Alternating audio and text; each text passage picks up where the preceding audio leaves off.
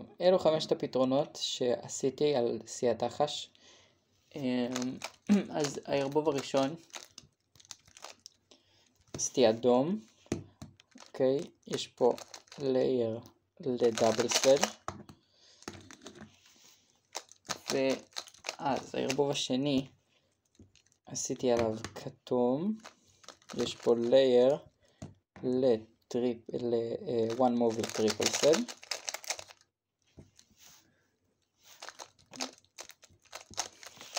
ואז על הערבוב השלישי עשיתי צהוב, זה היה גם one look, ואחלה NS,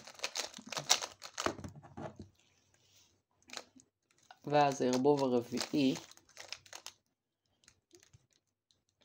עשיתי כתום וליופר,